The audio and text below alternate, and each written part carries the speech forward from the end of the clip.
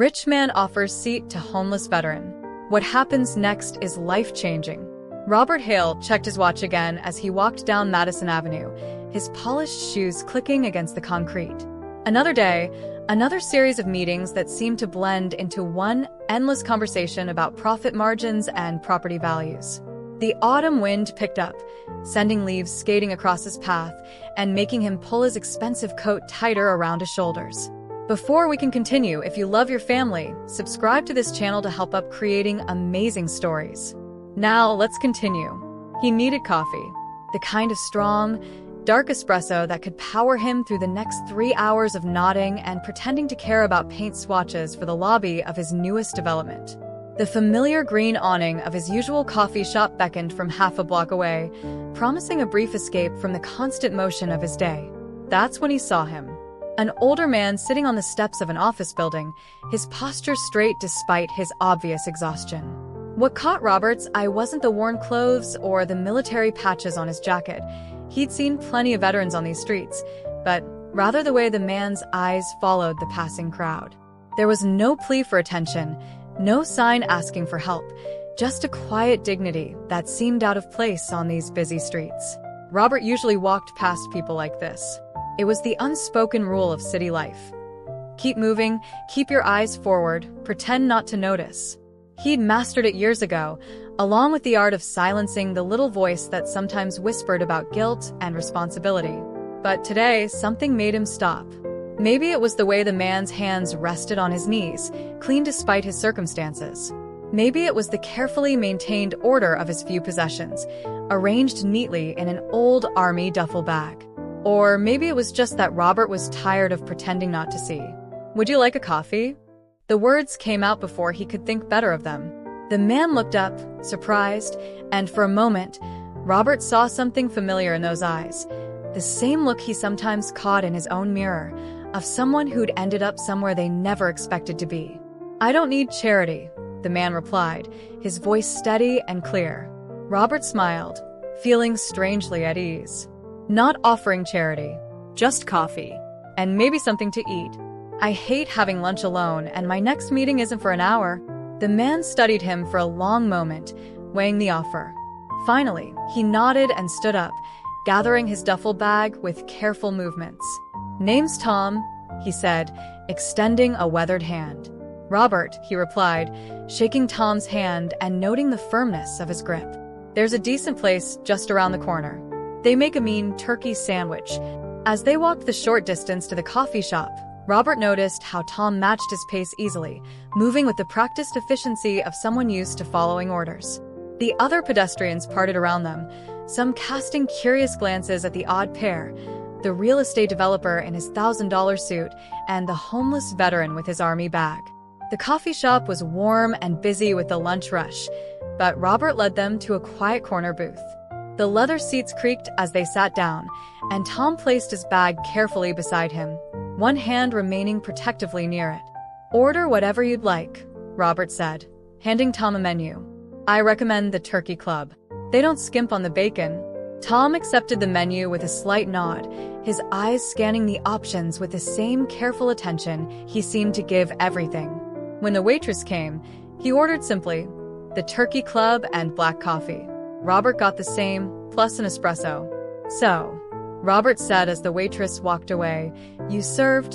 Tom's hand unconsciously touched one of the patches on his jacket. "Yeah." Army. Medic. 3 tours. Must have been tough. Had its moments. Tom's eyes focused somewhere past Robert's shoulder, seeing something far away. "But we did good work. Saved lives. That's what mattered." Their coffee arrived, and Tom wrapped his hands around the mug, seeming to savor the warmth as much as the drink itself. Robert watched as he took a careful sip, noting how he held the cup with both hands, treating it like something precious. "How long you been back?" Robert asked, trying to keep his tone casual. 8 years, Tom replied. "Feels longer sometimes. Shorter others." He paused, taking another sip of coffee. World moves fast when you're trying to catch up. Their sandwiches arrived, piled high with turkey and crisp bacon, exactly as Robert had promised. Tom took measured bites, eating with the deliberate pace of someone who'd learned to make things last. They sat in comfortable silence for a while, the noise of the busy coffee shop creating a buffer around their quiet corner. "You know," Tom said eventually, "I had a life planned out. After the service, had some savings, was going to start a small business. Maybe a clinic, use what I learned as a medic." He smiled, but it didn't reach his eyes. "Funny how things work out." Robert set down his coffee cup. "What happened?" "Life." Tom shrugged. "Mom got sick. Cancer. Insurance wouldn't cover most of it. Spent everything I had trying to help her. After she passed, well..." He gestured vaguely at himself. "One thing leads to another, you know? Miss a few payments, lose your apartment, can't get a job without an address, can't get an address without a job. World's got a way of spinning you around until you don't know which way is up anymore." Robert listened, really listened, feeling something shift inside him. How many times had he walked past people on the street, assuming their stories, judging their circumstances? How many times had he told himself that their problems were their own fault, that they'd made bad choices, that they just needed to try harder? But sitting here, listening to Tom speak about his mother, about the impossible choices he'd faced, Robert couldn't maintain those comfortable illusions. He thought about his own mother, safe in her Florida condo, about how he'd never had to choose between helping her and keeping a roof over his head. "You still know medicine?" Robert asked. Tom nodded. "Some things you don't forget. Still keep up with it when I can. Libraries got medical journals. Internet too, when I can get to a computer. Old habits, I guess." The waitress came by with fresh coffee, and Robert noticed how she smiled at Tom, treating him no differently than any other customer. It was a small thing, but it made him realize how rare such normal interactions must be for someone in Tom's position. "Listen," Robert said, reaching for his wallet. He pulled out a business card, turning it over in his hands before holding it out to Tom. "I know this might sound strange, coming from someone you just met, but if you ever need help, real help, not just coffee, give me a call. I mean it." Tom stared at the card for a long moment before taking it, handling it as carefully as he had the coffee cup. "Why?" he asked simply. Robert thought about it. Why indeed? He had meetings to attend, properties to develop, money to make. He didn't have time for charity cases or lost causes. But looking at Tom, he didn't see a charity case. He saw someone who'd sacrificed everything to help others, first his country, then his mother, and who'd been left with nothing but his dignity in return. "Because sometimes people need a chance," Robert said finally. "And sometimes people need to give chances.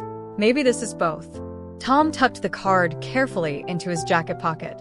"Thank you," he said, and Robert knew he meant for more than just the meal. Not just for this, but for...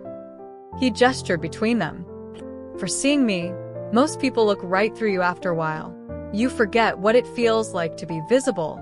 They finished their coffee in companionable silence, and when it was time to leave, they shook hands again. Robert watched as Tom walked away, his duffel bag over his shoulder, back straight, head high. The card in his pocket probably wouldn't change anything, Robert thought. Most likely, Tom would never call. But something had changed, even if Robert couldn't quite name it yet. He glanced at his watch and realized he was late for his meeting. For the first time in years, he found he didn't care. The paint swatches could wait. He had something more important to think about. The meeting about paint swatches turned into a meeting about floor plans, which turned into a conference call about zoning regulations. Through it all, Robert found his mind wandering back to his conversation with Tom. He caught himself staring out his office window, watching people hurry past on the street below, wondering how many other stories he'd missed by keeping his eyes forward all these years. "Mr. Hale." His assistant's voice pulled him back to the present. "The contractors are waiting for your decision on the lobby design." "Right," he said, turning back to his desk where samples of marble and granite lay spread out like an expensive jigsaw puzzle. "Tell them..." He paused, picking up a piece of polished stone that probably cost more than most people made in a month. "Tell them I need to think about it." That evening, instead of heading straight home to his empty penthouse, Robert found himself opening his laptop and typing "veteran homelessness" into the search bar. The statistics hit him like a punch to the gut. Thousands of veterans, just in his city alone. People who'd served their country, who'd put their lives on the line, now sleeping on the streets or in shelters. He dug deeper, reading articles, studies, personal accounts. The more he learned, the more he understood Tom's story wasn't unique. So many veterans struggled with a transition back to civilian life, faced medical bills they couldn't pay, battled invisible wounds that made holding down a regular job nearly impossible. Robert's phone buzzed with messages from business partners, reminders about meetings and decisions waiting to be made. He ignored them all, too absorbed in his research.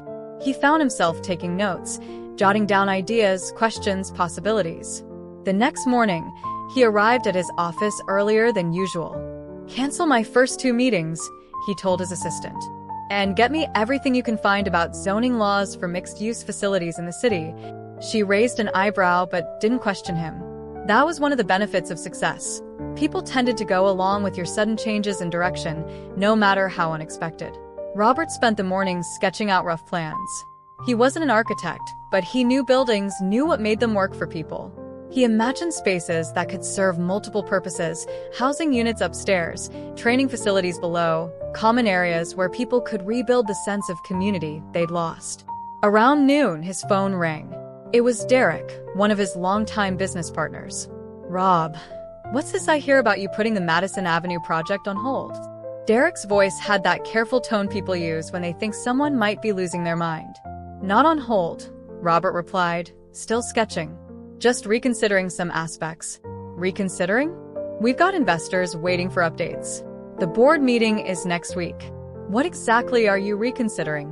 Robert looked down at his drawings, at the notes scattered across his desk. How could he explain what he was feeling? That meeting Tom had shaken something loose inside him, had made him question everything he'd been working toward. "What if we did something different?" he said finally. "Something that mattered?" The silence on the other end of the line stretched out. "Different how?" Derek asked eventually. "I've been looking into veteran homelessness." "Oh God," Derek interrupted. "Is this about that homeless guy you had lunch with?" "Janet from accounting saw you at the coffee shop." "Rob, you can't let one sob story derail everything we've built." "It's not about one person," Robert said, though in a way it was. "It's about what we could do with our resources, our expertise. Think about it. We build luxury apartments that sit half empty while people who served our country sleep on the streets. How does that make sense?" "It makes sense because it makes money," Derek said flatly. "We're not a charity, Rob. We're a business. Why can't we be both?"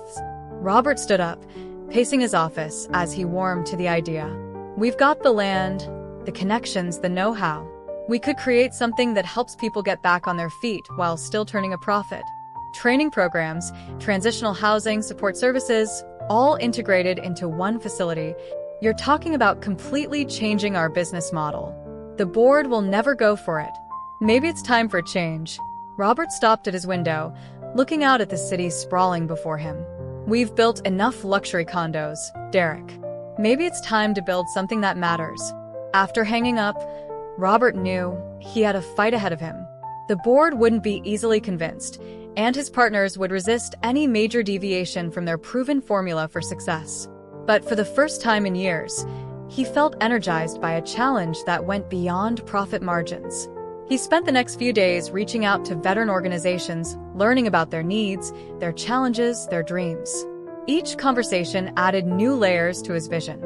He spoke with social workers who described the difficulties of coordinating services across scattered locations. He talked to job trainers who explained how many veterans struggled to translate their military skills into civilian careers. The more he learned, the more his initial idea evolved. It wasn't enough to just provide housing. They needed a comprehensive approach. A place where veterans could find not just shelter, but purpose. Not just training, but community. One evening, as he was leaving the office, Robert passed the steps where he'd first met Tom. He found himself wondering where Tom was now, whether he was safe, warm, fed. The business card he'd given him felt like a token gesture now, in light of everything he'd learned. Back home, Robert spread his notes and drawings across his dining room table.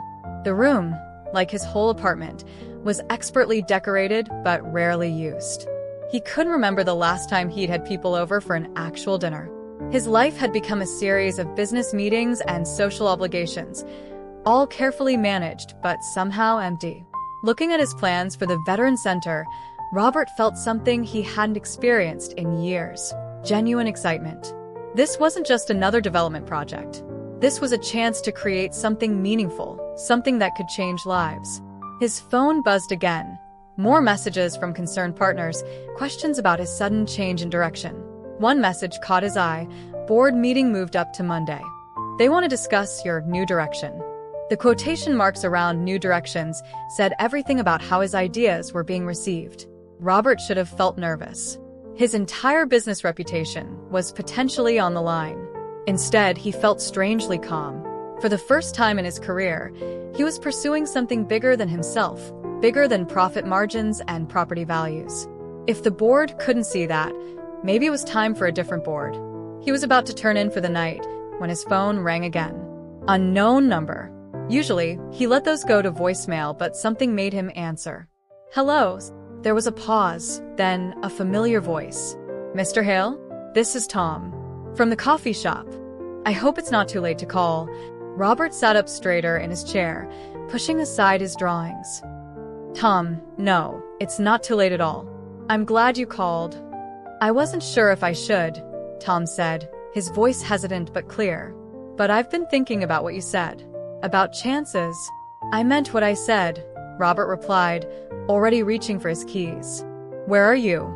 I can come pick you up? There was another pause. I'm at the library on 5th. They're closing soon, but stay there. I'll be there in 15 minutes. The city streets were quieter now, most of the usual crowd having headed home hours ago. Robert found parking easily and spotted Tom waiting on the library steps, his duffel bag at his feet. He'd made an effort to clean up, his face freshly shaved, his clothes as neat as their worn state allowed. Thanks for coming, Tom said as he got into the car. I know it's late. Don't worry about it. Have you eaten? There's a diner near here that stays open all night. Tom nodded, and they drove in comfortable silence. The diner was nearly empty, just a few late-night regulars scattered among the booths. They settled into a corner table, ordered coffee and breakfast for dinner, because sometimes that's exactly what you need at 9 o'clock at night. I've been doing some research, Robert said as their food arrived. About veteran homelessness, support services, that kind of thing. Find anything interesting? Tom asked, adding sugar to his coffee with careful precision. Found out it's a bigger problem than I realized. And that the current solutions aren't working as well as they should. Robert paused, watching Tom's reaction. Actually, I've been working on something. A project. And I could use your help. Tom looked up from his coffee, surprised. My help? With what? Robert pulled out his tablet, opening the rough plans he'd been working on. I want to build something different. Not just another shelter or training center, but a place that really works for veterans. Something that addresses all the challenges: housing, jobs, medical care, community. But to do it right, I need someone who understands what veterans actually need, not just what people think they need. Tom studied the plans carefully, his expression thoughtful. This is serious? Very. I've got the resources, the connections. What I don't have is the insight.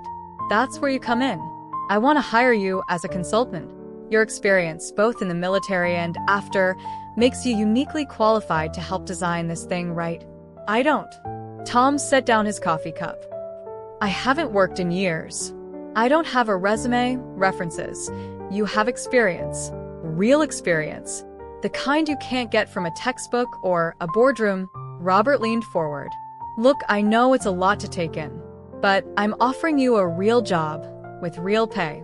Your insights could help make this project actually work for the people who need it.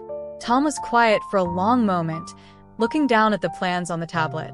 Why me? He finally asked. There are plenty of veterans out there with degrees, credentials. People who haven't been living on the street. That's exactly why it needs to be you, Robert replied. Those other veterans, the ones with degrees and credentials, they're important, and we'll work with them too. But you know what it's really like. You know the gaps in the system because you've fallen through them. That's knowledge we need. The waitress came by with more coffee, and they both took the moment to gather their thoughts.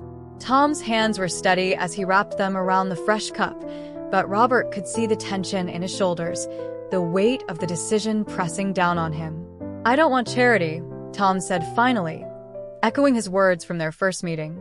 This isn't charity. This is a job. A real one. With real expectations. Robert pulled out his phone, opening his calendar. Look, come to my office tomorrow. Meet the team, see the space. If you're not comfortable, you can walk away. No pressure. Tom nodded slowly. Okay. Tomorrow. The next morning, Robert arrived at his office early to brief his team. He could see the skepticism in their faces when he explained that their new consultant would be arriving soon, but they were professionals. They kept their doubts to themselves. When Tom arrived, he'd somehow managed to make his worn clothes look presentable. He carried himself with quiet dignity, meeting each person's eyes as Robert made introductions. If the team was surprised by his appearance, they hid it well. So, Tom, Sarah, the project manager, said as they gathered in the conference room. Robert tells us you have experience in medical services? Yes, ma'am, Tom replied, his voice gaining confidence as he spoke about familiar ground. 3 tours as a combat medic. Treated everything from basic injuries to major trauma. Had to make quick decisions, work with limited resources. And since then, this from Mike, one of the architects. Tom hesitated for just a moment. Since then, I've seen firsthand how the system fails veterans. Seen good people get lost in bureaucracy, fall through cracks. Watched them give up because getting help takes more energy than they have left. The room was quiet as his words sank in. Robert watched his team's expressions shift from polite interest to genuine engagement as Tom continued to speak, sharing insights about the practical challenges veterans faced, things that wouldn't be obvious to anyone who hadn't lived them. The biggest problem, Tom was saying, isn't just the lack of services. It's the way they're scattered. You need an address to apply for benefits, but you can't get an address without money, can't get money without a job, can't get a job without an address. It's a circle that keeps spinning. Sarah was taking notes now, nodding. And how would you address that in this facility? Integration, Tom replied without hesitation. Everything under one roof. Housing first, because you can't focus on anything when you're worried about where you'll sleep. Then job training, but real training, not just resume workshops. Medical services on site. And community spaces. Veterans understand other veterans in a way civilians can't. No offense. None taken, Mike said, sketching something in his notebook. What about the layout? From a user perspective, how should things flow? As Tom began discussing practical layout considerations, things like ensuring privacy while maintaining security, creating spaces that felt welcoming rather than institutional, Robert sat back and watched his team's skepticism melt away. They were seeing what he had seen, not a homeless veteran, but a man with valuable knowledge and insights, someone who could make their project genuinely effective rather than just well-intentioned. The board meeting went exactly as badly as Robert had expected. He stood at the front of the conference room, presenting his plans while 12 stern faces stared back at him with varying degrees of disapproval. Let me get this straight, James Wilson, the head of the board, said after Robert finished. You want to take prime real estate, property we paid top dollar for, and turn it into a homeless shelter? It's not a shelter, Robert corrected, fighting to keep his voice even. It's a comprehensive veterans support center. With housing, yes, but also job training, medical services, whatever you want to call it, Wilson interrupted. It's not what our investors signed up for. And hiring a homeless man as a consultant? Robert, I've known you for 15 years. This isn't like you. Robert looked around the room at the faces he'd worked with for years. These were smart people, successful people. But right now, they felt like strangers. Maybe that's the problem, he said quietly. Maybe it's time for me to be different. The meeting ended with an ultimatum. Either stick to the original plans for luxury condos, or risk losing the board's support entirely. Robert walked back to his office, his shoes clicking against the marble floors that suddenly seemed unnecessarily expensive. He found Tom in the project room they'd set up, surrounded by papers and blueprints. In the 2 weeks since he'd started, Tom had thrown himself into the work with an intensity that surprised everyone. He looked up as Robert entered, and his expression said he already knew. That bad, huh? Robert dropped into a chair. They think I've lost my mind. Maybe I have. Want me to clear out my desk? What? No. Robert sat up straighter. No, Tom. This isn't over. The board doesn't like it? Fine.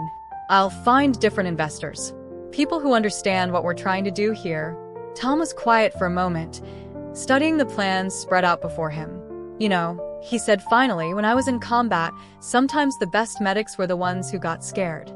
Fear meant they understood stakes, meant they cared enough to be afraid. Are you saying I should be scared? I'm saying maybe being scared means you're doing something worth doing. They worked late that night, refining plans, running numbers, looking for ways to make the project more financially viable without compromising its core mission.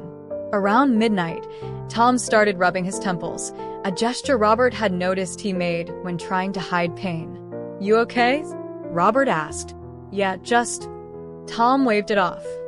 Sometimes things get loud in my head. Memories, you know? Robert didn't know, not really, but he nodded anyway. Want to talk about it? Tom was quiet for so long Robert thought he wouldn't answer. Then, had this kid once in Afghanistan. Couldn't have been more than 19. Got hit bad, arterial bleed. I had my hands inside him, trying to clamp the artery, and he just kept talking. Telling me about his mom's cooking, his girlfriend back home. Kept talking right until he didn't. Did he make it? No. Tom's hands were steady as he straightened a stack of papers, but his eyes were far away. Sometimes I dream about it. About all of them. The ones I couldn't save. Been a lot of those dreams lately since starting this project. Like maybe what? Maybe I don't deserve this chance. This shot at doing something good again. Maybe I failed too many times already. Robert leaned back in his chair, thinking about how to respond. Finally, he said, you know what I did last year? I built a 40-story luxury apartment building. Penthouses starting at $12 million. The whole project displaced a bunch of small businesses, local places that had been there for generations. But it made money, so I told myself it was fine. That's what business is, right? He stood up, walking to the window. The city lights sparkled below, beautiful and distant. I've spent my whole career building things for people who already have everything, making rich people richer, myself included. And I told myself that was success, that it was enough. Turning back to Tom, he continued, you want to talk about failing? At least you tried to save people.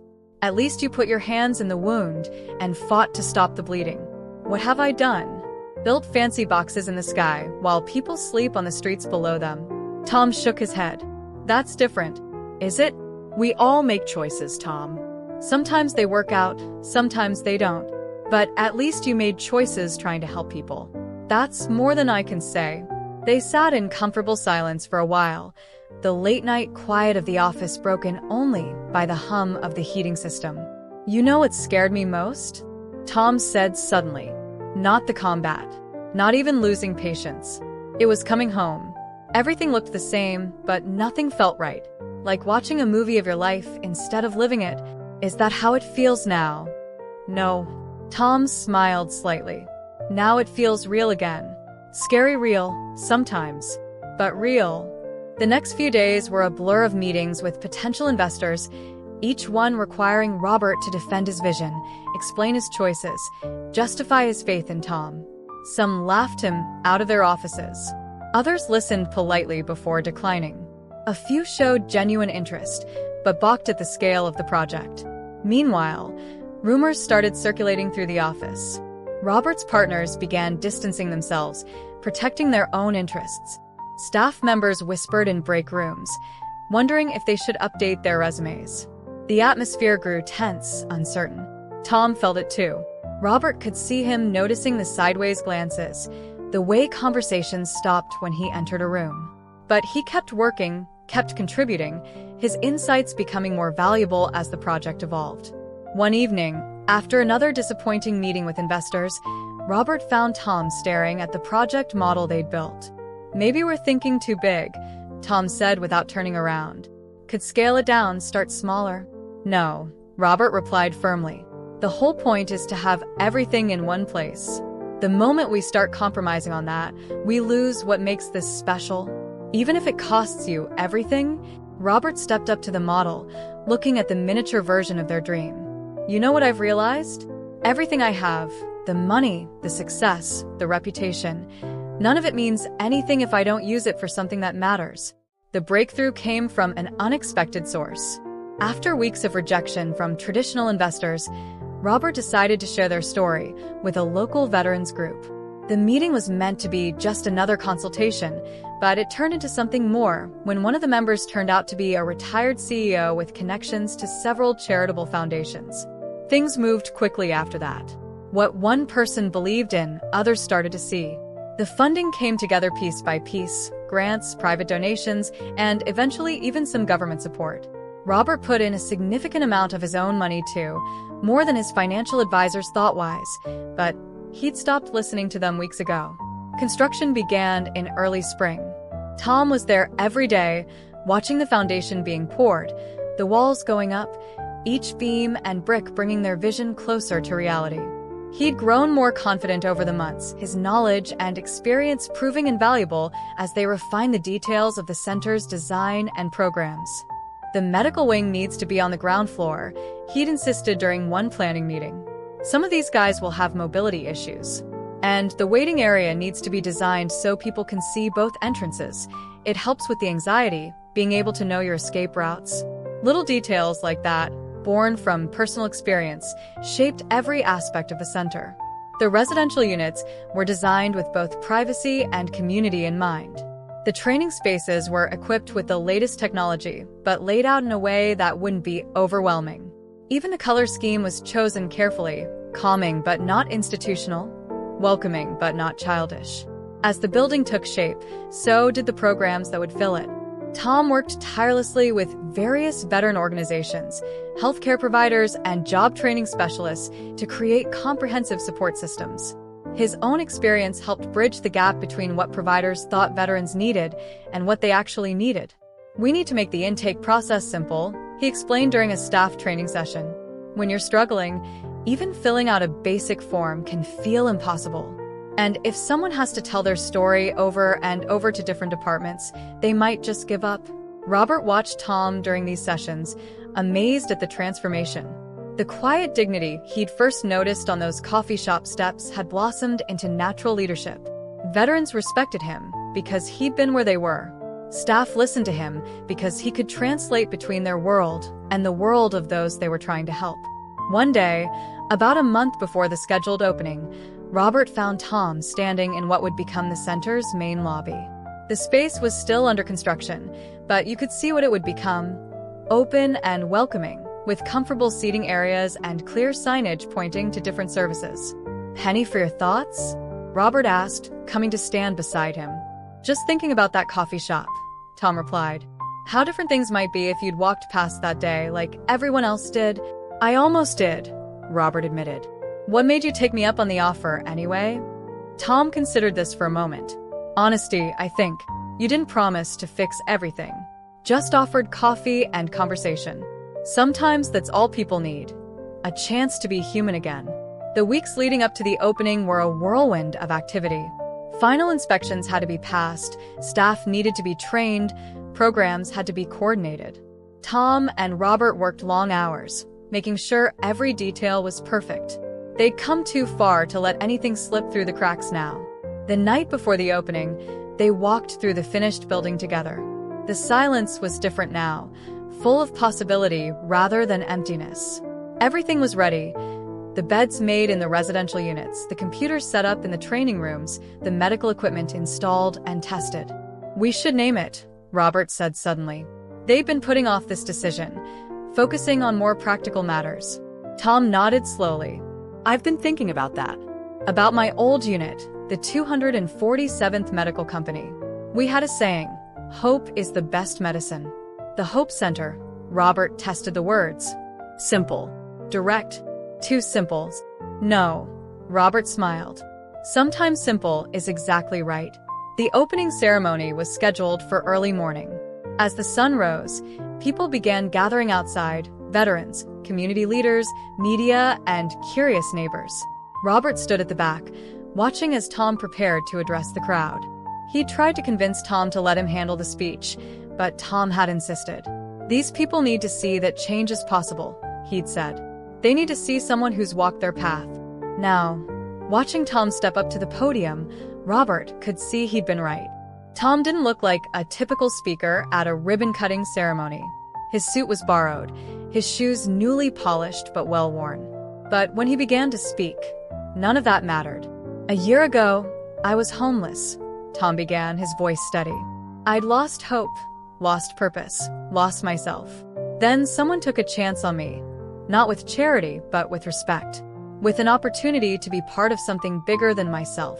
The crowd was silent, hanging on every word. Robert saw several veterans in the audience nodding, recognizing their own stories in Tom's words. "This center isn't just a building," Tom continued. "It's a promise. A promise that no veteran has to face their battles alone. That there's always a path forward, even when you can't see it. That hope isn't just a word. It's something we can build together, brick by brick, day by day." As Tom finished speaking and the ribbon was cut, Robert felt something he hadn't expected. Peace. Not the empty peace of success achieved, but the deep peace of knowing he was exactly where he needed to be, doing exactly what he needed to do. The center's doors opened, and people began flowing in. Robert watched as Tom gave tours, explaining each feature, each service. He saw the look of recognition in veterans' eyes as they realized Tom was one of them, saw how they relaxed when they understood he truly knew what they were going through. By evening, the center had already registered its first residents. Robert stood in his office, smaller than his old one, but with a better view of the community he now served, and watched the sun set over the city. A knock at his door made him turn. "First day went well," Tom said, stepping in. He looked tired but satisfied. "Thanks to you," Robert replied. "Thanks to us," Tom corrected. "You know, when you first gave me your card, I almost threw it away. Thought it was just another empty gesture. What made you keep it?" "Something in your eyes when you said, 'Sometimes people need a chance.' Like you needed that chance as much as I did." Robert nodded, understanding exactly what he meant. They both stood at the window, watching as lights came on in the residential units above, each one representing a veteran who would sleep in a real bed tonight, who would wake up tomorrow with hope. The media attention came as a surprise. Local news picked up the story first. Successful developer gives up luxury projects to build veteran center. Then national outlets got interested. Something about the story struck a chord. The unlikely friendship between a wealthy businessman and a homeless veteran, the transformation of prime real estate into a community resource, the idea that success could be measured in more than dollars. Robert found himself fielding interview requests, speaking at conferences, being held up as an example of corporate social responsibility. He hated it at first, preferring to stay in the background, but Tom convinced him it was necessary. "Every time you talk about the center, someone else starts thinking differently about what's possible," Tom said. "That's how change happens." So Robert learned to tell their story, though he always made sure to keep the focus on the veterans rather than himself. But with the attention came scrutiny, and not all of it was positive. The first signs of trouble appeared in his email, messages from old business partners expressing their concerns about his new direction. Then came the phone calls, each one more pointed than the last. "Look, Rob," his old friend Michael said during one such call, "you've made your point. You've done your good deed. But it's time to think about your future. The market's shifting, and you're sitting on the sidelines playing social worker."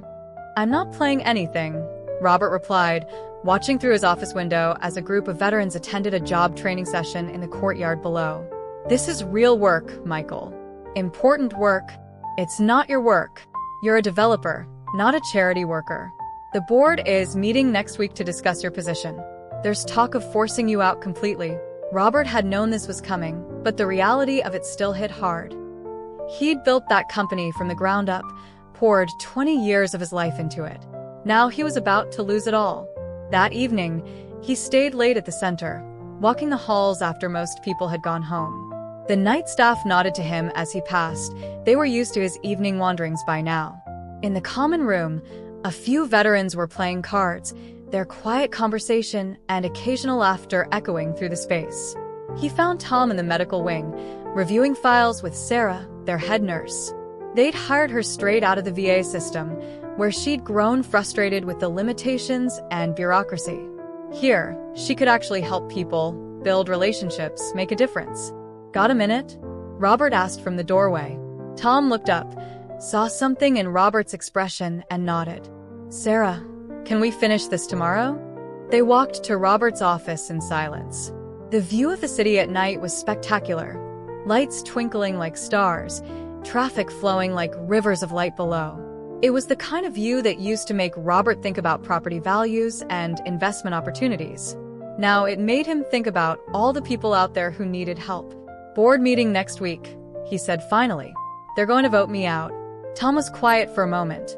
You knew this might happen. Knowing it might happen and facing it are different things. Robert sat heavily in his chair. 20 years, Tom. I built that company from nothing. My name's on the building. Names on buildings don't mean much, Tom said quietly. I've seen plenty of monuments to people who never helped anyone. What you've built here means more, does it? Sometimes I wonder if I'm just being selfish in a different way. Trading one kind of ego boost for another. Tom shook his head. You want to see selfish? I'll show you selfish. He walked to the window, pointing at the city below. Every night I was out there, I'd look up at buildings like this and think about all the empty rooms, all the wasted space. People building monuments to wealth while others freeze on the streets. That's selfish. What you're doing here, that's just being human. The board meeting was exactly as brutal as Robert had expected. His former partners sat around the table, faces carefully neutral as they listed his concerning behavior and deviation from company values. They'd prepared everything meticulously, documentation of his erratic decisions, projections of lost profits, concerned letters from investors. Robert listened to it all quietly. When they finished, he stood up, straightened his tie, and looked each of them in the eye. You know what our real company values are, he said. Whatever makes the most money. That's all we've ever cared about. We've wrapped it up in pretty words, luxury, exclusivity, prestige, but at the end of the day, we just chase profits. And I was the best at it. I could squeeze an extra $1 million out of any project, charm any investor, silence any opposition. He paused, letting his words sink in. But here's what I've learned. Being good at something doesn't make it right. Yes, I've changed. Yes, I've chosen a different path. And yes, it's cost us money. But for the first time in my career, I'm building something that matters. So you can vote me out. You can take my name off the building. But you can't take away what we've created at the center. The vote was unanimous, just as he'd known it would be. Robert Hale, founder and CEO, was officially removed from his position. As he packed up his office, he found himself smiling. The weight he'd been carrying for weeks, months, years, it was gone. Walking out of the building for the last time, Robert didn't look back. His phone was already buzzing with messages from reporters wanting comments about his departure. Instead of answering, he headed to the center. He found Tom working with a group of new residents, helping them navigate the intake process.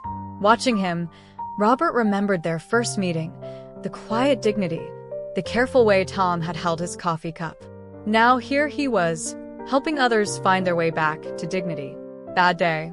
Tom asked later, finding Robert in the courtyard. Actually, no, Robert replied, surprising himself with how true it was. Just different. Different can be good. Yeah, Robert smiled. Different can be very good. They sat together in the growing dusk, watching as the center's lights came on one by one, each window representing a story, a chance, a possibility. Robert had lost his company, his position, probably a significant portion of his wealth once all the dust settled. But sitting there, watching the center come alive with evening activities, he knew he'd gained something far more valuable. The first few weeks after leaving his company felt strange. Robert had grown used to constant phone calls, urgent meetings, endless decisions about million-dollar deals. Now his days had a different rhythm, centered around the quiet but meaningful work at the center. He started spending more time with the residents, learning their stories, understanding their challenges. Each morning, he'd join them for coffee in the common room, just listening. Some days nobody talked much. Other days, the stories would flow. Tales of service, of struggle, of hope. You're different than I expected, one veteran, Mike, told him during one of these morning sessions. Mike had been one of their first residents, a former Marine who'd struggled with civilian life for years. Different how? Robert asked, stirring his coffee. Most rich guys who do charity work, they show up for photos and fancy dinners. They don't sit around drinking bad coffee with us at 7 in the morning. Robert looked down at his cup, smiling. The coffee wasn't actually bad. They'd made sure to get good coffee makers for the common rooms. Tom had insisted on it. Little comforts matter, he'd said. Maybe I just like the company, Robert replied. Mike nodded, understanding what wasn't said. The truth was, Robert did like the company. These morning conversations, simple as they were, felt more real than any business meeting he'd ever attended. He started learning the small details of running the center, things he'd previously left to others.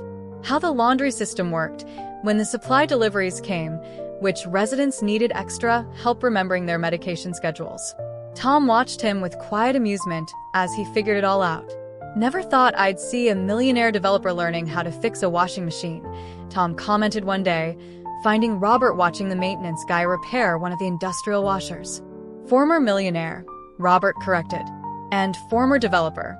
Besides, these machines cost a fortune. Might as well know how they work. The maintenance guy, Jerry, looked up from his work. Want to learn? Always good to have more people who know this stuff. So Robert found himself on his knees beside the washing machine, learning about drive belts and motor couplings. It was different from any knowledge he'd valued before, but somehow more satisfying. That became his new normal, learning everything he could about the practical side of running the center.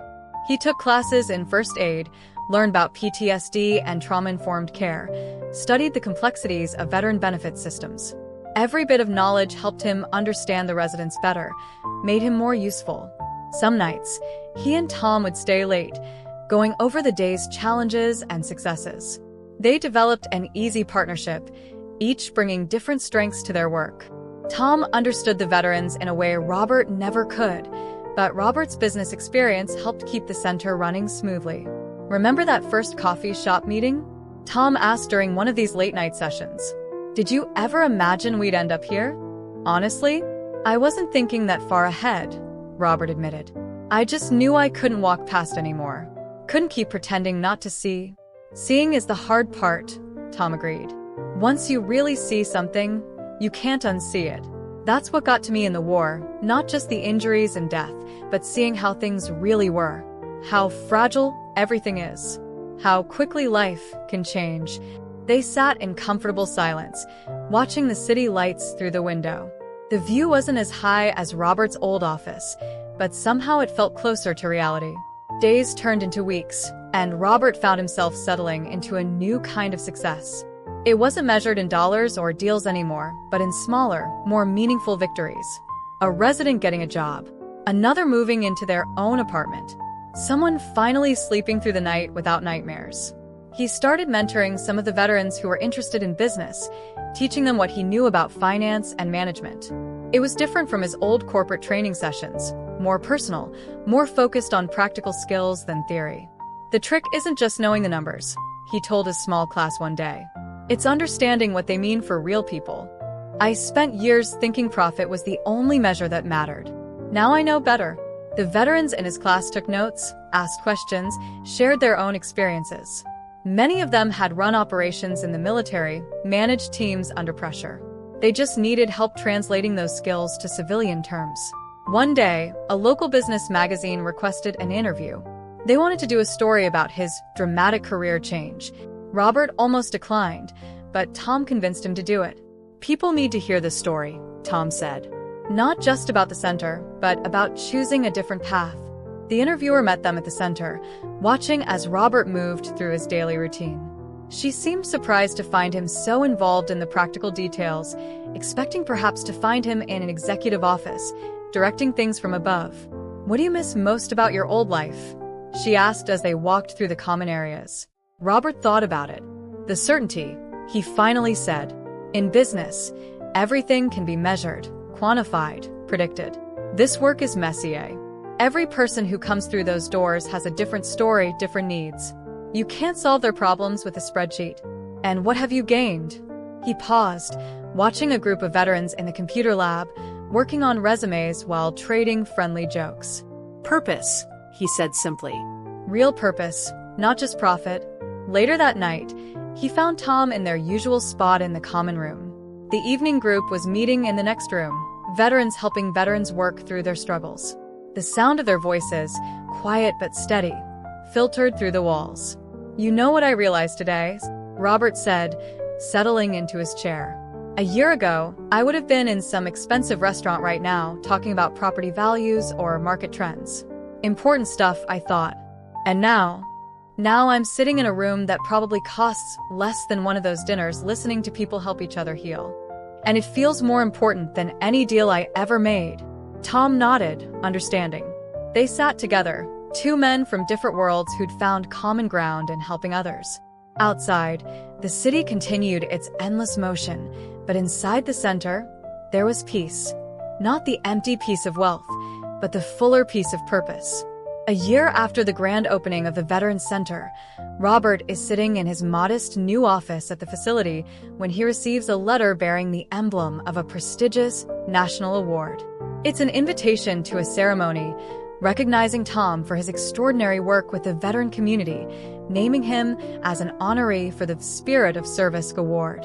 Reading the letter, Robert feels a swell of pride mixed with deep emotion. The journey they've shared, starting from a simple act of kindness, has transformed them both. Yet he hesitates to attend, feeling that Tom deserves the spotlight for his own incredible resilience. Despite Robert's insistence on remaining in the background, Tom insists he come, calling Robert his partner in the journey. Eventually, Robert agrees, touched by Tom's gratitude and determined to support him as he's done all along. When the night of the ceremony arrives, Robert is stunned by the sheer size of the event. Held in a grand ballroom, the award night is filled with dignitaries, government officials, and nonprofit leaders, all gathered to celebrate people who have overcome significant challenges and given back to their communities. Robert, usually confident in business circles, finds himself nervous in this new setting, yet he's overcome by pride as he watches Tom, dressed in a sharp suit and exuding quiet confidence, command the room's attention. When Tom is called to the stage, the applause is thunderous. The announcer reads from a citation detailing Tom's journey from service through homelessness to his work at the center, a testament to resilience, courage, and the power of one man's commitment to lift up those around him. Tom accepts the award, holding it up briefly, then sets it on the podium as he begins his speech, his voice calm yet resonant as he addresses the crowd. This award is a symbol of hope, a hope I once lost and then found again, thanks to someone who offered me a seat, a meal, and most importantly, a second chance. As Tom shares his story, he highlights Robert's role in rekindling his belief in humanity. He speaks openly about the struggles veterans face in civilian life, the loneliness, the struggle for purpose, and the invisible wounds of war that linger long after the battles are over. His words are raw, resonating deeply with the audience, many of whom have little idea of the hidden struggles that follow soldiers home. Tom calls Robert his first and best friend in years, describing how one simple gesture had cascaded into this moment. Robert saw a man's worth when others only saw his circumstances. He invested not just in me, but in the lives of countless others who now have a place to call home and a path to rebuilding their lives. At the end of his speech, Tom raises his glass to Robert, calling him a silent hero. The crowd turns, applauding Robert, who is both touched and humbled by the acknowledgement. For the first time, he fully understands the depth of the impact he's had. What began as an unexpected act of kindness has rippled out into a legacy of change, reaching lives he would never have imagined. After the ceremony, people line up to congratulate Tom and thank Robert personally. Veterans approach him to share their own stories and express gratitude for his work. Some even credit the center with saving their lives. Robert finds himself deeply moved by each story, each handshake, and each heartfelt expression of thanks, and he realizes that this is where he belongs, among people whose lives are intertwined with the community they serve. The next morning, Robert and Tom return to the center, finding it buzzing with activity. They walk the halls together, seeing the lives they've touched up close, veterans learning new skills in a vocational workshop, others gathered in group therapy, and some simply enjoying the sense of peace and camaraderie the center provides.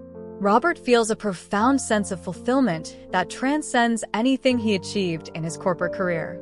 Here, he has found real purpose, and the satisfaction of helping others has enriched his life in ways he'd never imagined.